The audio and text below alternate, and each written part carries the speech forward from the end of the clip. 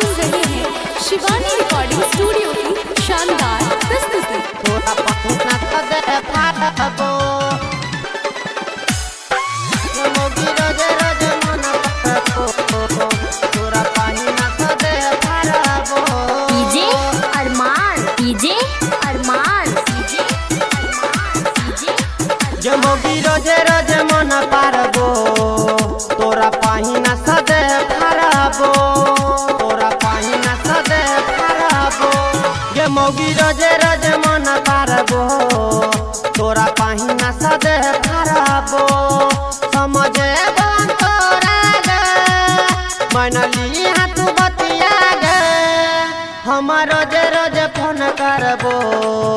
तोरा पहुना सदे फाटबो जे मोगी रोजे रोजे मन पारबो तोरा पहुना सदे फाटबो पहुना सदे फाटबो। आप सुन रहे हैं शिवानी रिकॉर्डिंग स्टूडियो की शानदार प्रस्तुति। डीजे अरमान अदापुर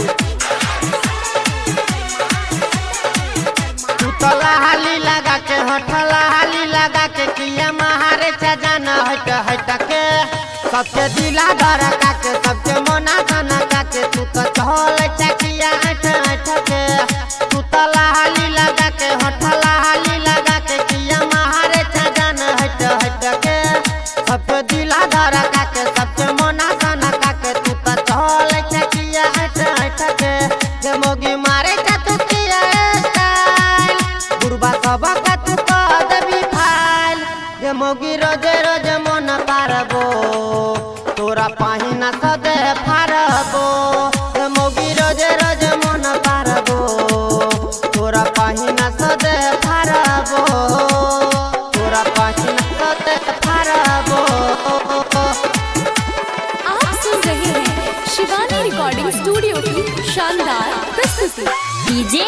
अरमान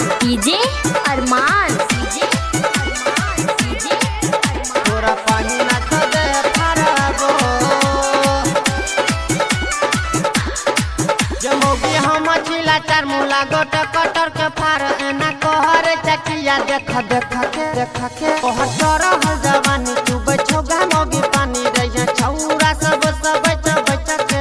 जे मोगी हम छिला चार मुला गोट कटर के फार एना कहर चकिया देख के तोहर चरह जवानी तू बैठोगा मोगी पानी रहिया छौरा सब बच के अंसुरा जा करे छौरा लटर कोहा बलले तंग जान ये मोगी रोजे रोजे मन पारबो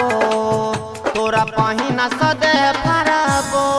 ये मोगी रोजे रोजे मन पारबो तोरा पहुना सदे फाटबो। शिवानी रिकॉर्डिंग